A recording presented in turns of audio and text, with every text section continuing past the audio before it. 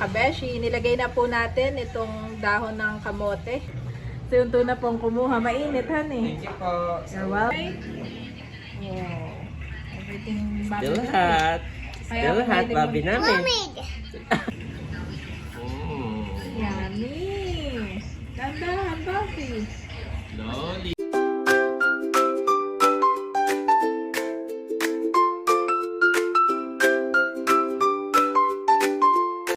Kamusta mga kabeshi? Kami nga po ngayon ni Daddy ay naglalaba. Ayan, inuna na namin yung mga damit ng mga bata. Thank you Lord. Dahil malakas po ang tubig ngayon. Thank you Lord din dahil kagabi po ay malakas ang ulan. Sobrang init ng mga nakaraang araw. Pero kanina po ay maulan.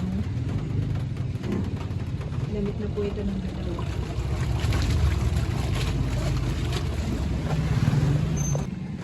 At ako din po ay bibili ng gulay dahil ako ngayon ay magsisinigang na salmon. Miss ko na nga po yung sinigang na salmon kaya tayo po ay bumili muna ng mga gulay.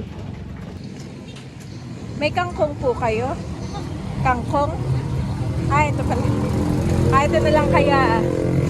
Ito na lang talbos na ito yung pula. Yan. Magkano po yung ganito? Bigay din tayo ng kamatis. May okra po kayo ate? Fresh na fresh yung mga okra. Ako ay nakabili na ng gulay at magsisinigang na sal... Ba't ganyan ang ngiti mo, Daddy? Nakikinaka-magic lipstick. Ginamit ko na po yung bagong magic lipstick from Tita C. Yan, ito nga po yung magic lipstick. Ako nga po tuwan-tuwa dito at ano siya, moisturize. Kaya talagang for daily use. Thank you so much po ulit, Tita C. Ito na nga po yung mga isda mga kabeshi. Bali yung iba nga po dito yung nabili natin sa dinahikan. Wala po masyadong salmon ngayon at maliliit lang. Ayan. Magsisigang ako ng salmon. Miss na miss ko na po itong isda na to at malasa. Ayan at nakapagpitas na po ako nitong aking mga gulay. May okra at saka kamoting. Dahon ng kamote. Meron din pong kamatis, luya, bawang at saka sili mga kabeshi. Wow, at kuluan na mga kabeshi. Lalagay ko na yung isda. Ito na nga po yung ating salmon. Ayan. Lagay na natin. Tapos ko na yung ulo para nasa ilalim. Bali, nahugasan na nga po ito. At si Daddy nga po nag-dinis na ito.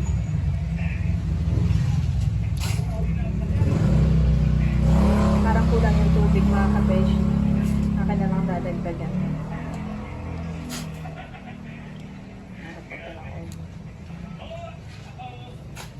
Dami po.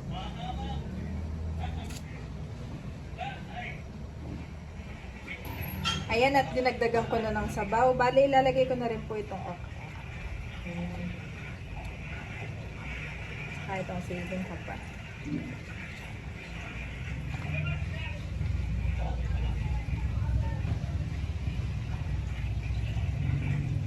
Mamaya na po yung gulay. At bali, ilalagay ko na rin ito sinigang mix. Yan. At habang nagluluto ako mga kabeshi, ang boys nga po iniwanan ko lang dito. At binigyan ko po ng snacks. Yung mga cereal at saka Dutch meal. Ay nakakatuwa po, ubos na yung cereal, ubos na rin yung Dutch meal. At sila ay behave lamang. Si Bobby nga po ay mahilig magsulat, napansin ko sa kanya. Ang Kuya Ayi naman ay mahilig mag-memorize, kumanta.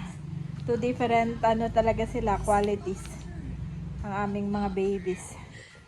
What are you writing, Bobby? Flowers. Flowers? I thought it's a sun. Tinanong ko kanina si... No sun? Oh, okay. That's a sun? Galing naman ni Baba. Kuluan na mga kabeshi. Akin na pong titikman.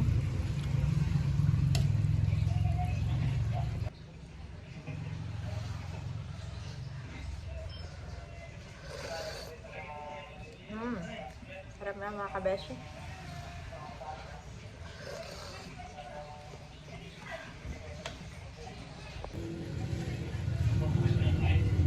Lagay na natin yung gulay. Okay na po yun. Yan mga kabeshi. Nilagay na po natin itong dahon ng kamote. Konting minuto na lang po at luto na ito. Nakakamiss nga po ang sinigang. Daddy nga po busy dito. Naligo ka na, Daddy? Katay ka kumain na. Kaya may dalawang kids. Pakain na ito. So ayun mga kabeshi, akin na pong dinadahan-dahan at baka madurog itong isda. Bango, mami. Bangohan eh. Mm. Nakakamiss nga, Daddy. Napakalasa talaga ng salmon. Lutong-luto naman yan. Yes. Tagal mo nga eh. At Tagal mo- magpapasabaw tayo sa kabila. Tagal mong pinakuluan. Tagal kong pinakuluan. Yes. Tatawagin ko na yung dalawang kids. Sige. Para si Unto na rin. Ibigay mo na lang kay Unto. Sige. Ayan po si Mother at kumukuha na nakakuha na po ng kanin. At siya daw po ay sa tindahan na lamang kakain si nanay. Enjoy your lunch, nanay. At you're welcome. At bali ito nga po ay sa kabila naman kina Unto. Oh, mainit. Si Unto na pong kumuha. Mainit, honey. Thank you po. You're welcome. Sige. Kain natin kayo. Mayroon nga pala diyan langit na ano. Ayan si tatay, nakain na rin. Sino yung kanya? Nakuha na rin. Kasi yung ilagay sa isda. Sa sinigang, nasaan? Nasaan nanay? Ay, next time. Ha? Next time na. Hindi masarap pa siya pinataan. Nila. Pwede na sa ginataan. Pwede rin niya o sa ginataan niya yung masarap. Ay, O ba't di pa rin kayo kumain? Ay, nakain na si Bobby. okay. Si Ate Mahal ay dumating kanina, umaga, ay tulog pa. Mga pa rin masarap na ko. Kahit sa pinagkaan sinigang. Nakalimutan mo na. Kaya si Eric. Ito, Eric. Sabaw. Si Bobby may ilig sa ulo. Bobby, this buwan na. Ay. Wow. Everything Bobby. Still hot. Still hot, Bobby namin. Hot, not lamig. Lamig daw, sabi niya, lamig. Lamit na, kuya.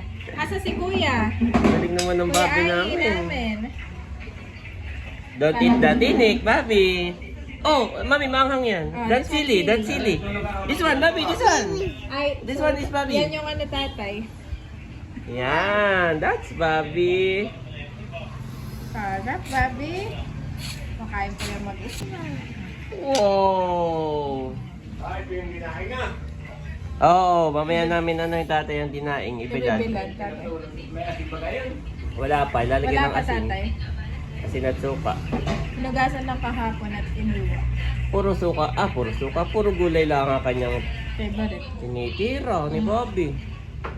Kain din ng rice at ano, fish. Kain din ng rice at fish. Puro gulay po ito. Puro gulay. Oh, Ate Mahal, you need to eat. Kaya po si Ate Mahal kakagising. At kaninang madaling araw siya dumating. Ay natulog pagdating. Ngayon ay may klase ka. Online. Pagkakuhay-kain ka na. Nakaluto ng Tita Janet. Yummy! Dandahan, Bobby. Loli. Mas mahilig si Bobby sa gulay kaysa sa kanin. Tapos ay mahilig siya magkamay. Nagkukutsara dito minsan-minsan lang. Oh, use your spoon, Bobby. Use your spoon like this, Bobby. Look. Wow. And put the fish and put in your mouth. Go. Yeah. Wow. Good job, Bobby. Pero okay lang mami magkamay muna siya para mas feel niya. Na? Oo. Sabi na kutsara pa yan. Mas feel. Good din yan for development.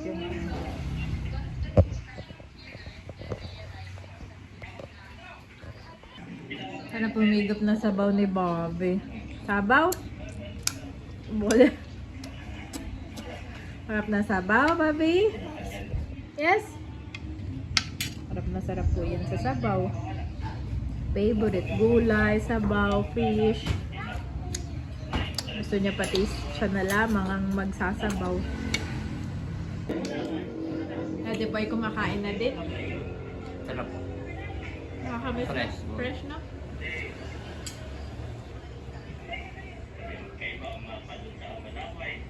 Sa iyo talaga hindi, kailangan lagi kami may one-on-one session.